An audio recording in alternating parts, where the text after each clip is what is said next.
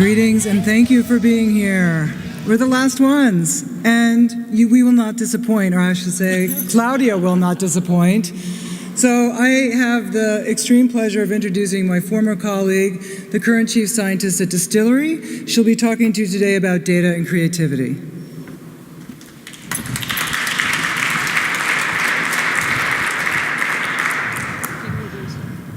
So I prefer to take one of those. You may not remember, maybe you do, me giving a talk pretty much in the last slot last time as well. You may remember also that showing pictures of naked men. Then the organization hinted at the fact, not quite subtly, that this was not the way to go.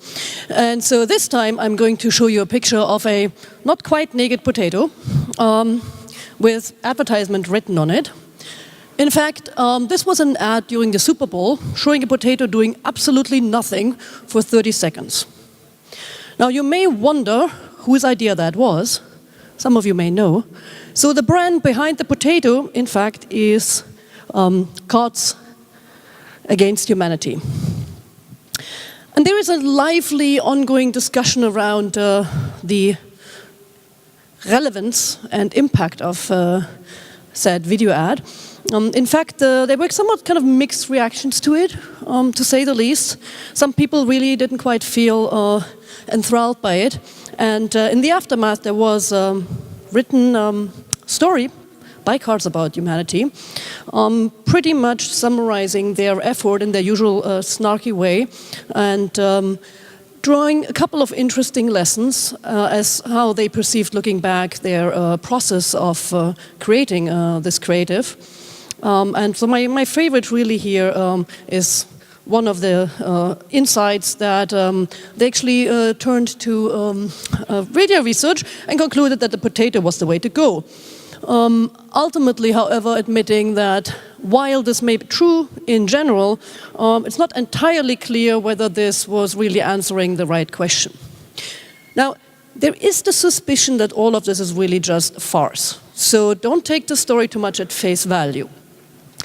But I think it still brings up some interesting thoughts around how do we typically think about how we design creatives? What role does market research play in there?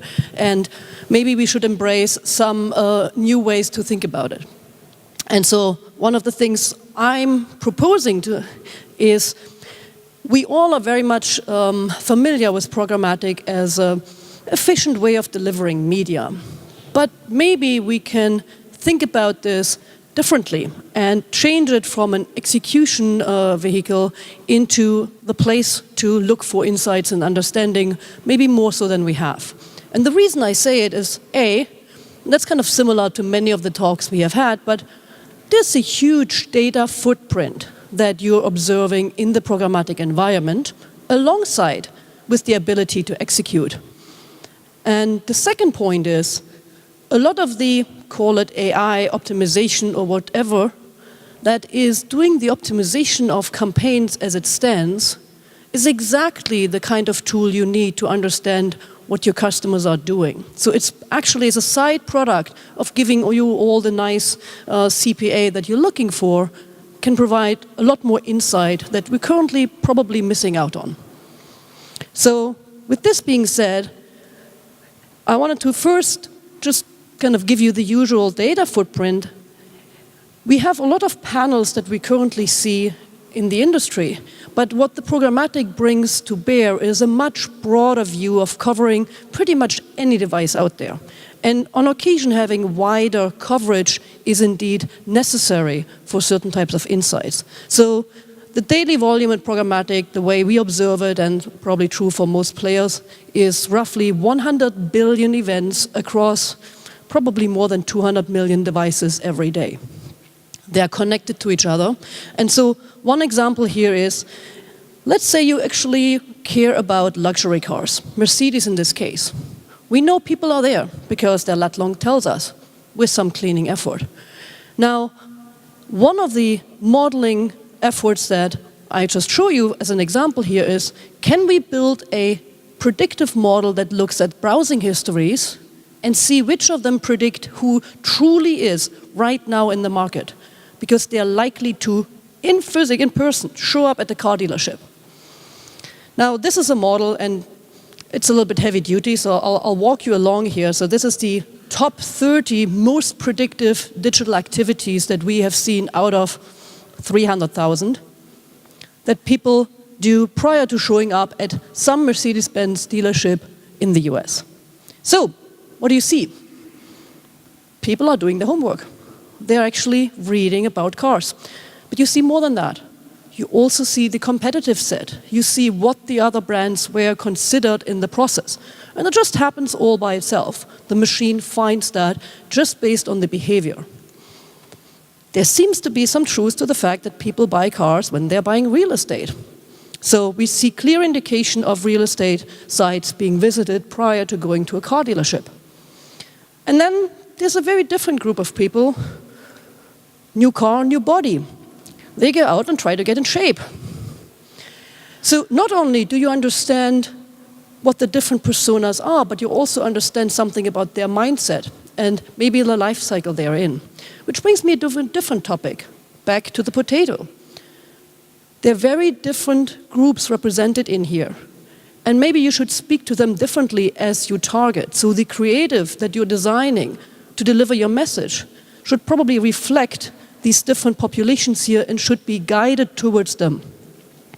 So what I'm trying to convey here is that rather than usually the way we utilize programmatic, that somebody designs messages that I then have to optimally place by building these machine learning models and find the right audience, and then somebody else yet measures, let's turn it around. Let's actually start and think about programmatic as a large-scale digital focus group where you start by looking at what the model can tell you, in addition to your current efforts and market research. You take it from there into helping you design of messaging, and then not just run the media and measure, but also bring together experimentation at a much larger scale where you can draw insights across hundreds of millions of devices. And so I'll begin the last 9 seconds that I have on the case study that you will certainly ask me about. So this being done here, we worked with Giovanni in a case study where we can actually link digital activity on an individual level to a purchase, which makes this tracing of impact really viable in this case. But it also means you have to have a large panel because you're now intersected with a smaller panel and you're left with the intersection in order to draw insights. And these were the results that clearly got hit by formatting errors. And you see that compared to a PSA, the last numbers belong to the last one, some ads overall didn't have an impact, whereas this one, the Fuel Yourself, had on average a 20% lift of actual cups moving in the store. This is not particularly interesting because the answer is not to only run with the Fuel Yourself. Let's look at the other side of it and let's look at who are the people that are most impacted by the messaging.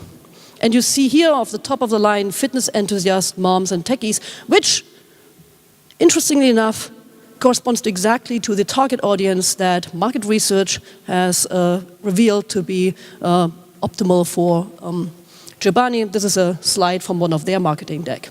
It kind of came out of this again. Finally, what I really wanted to go to is how does the alignment of messaging with the type of person play out, which is really where I started from. And so we're looking at 5 different messages here. And for instance, these are people that we observe at quick serve restaurants, QSR. The clearly winning message, meaning having the largest marginal impact, is dive into deliciousness. It's the green message around the food being very delicious. Now, deliciousness does nothing for the gym rats. They don't care. They take a break and come back better. Across the board, these 3 different gyms, we see clearly that that message was the right way to engage with this population. And finally, the somewhat perplexing why. What's wrong with the why?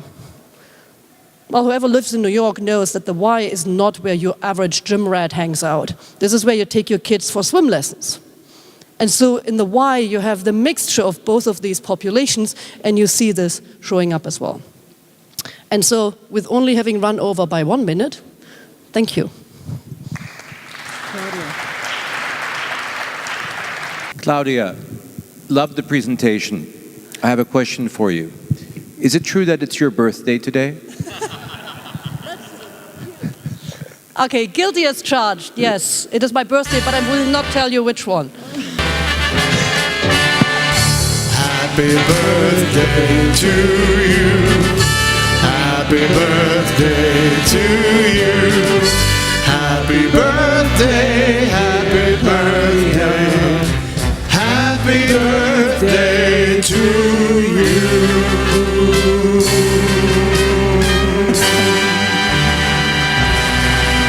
Come up, Andreas. Come up. Yes. I think both of you.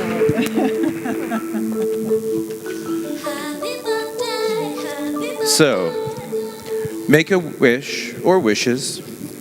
It's ICOM.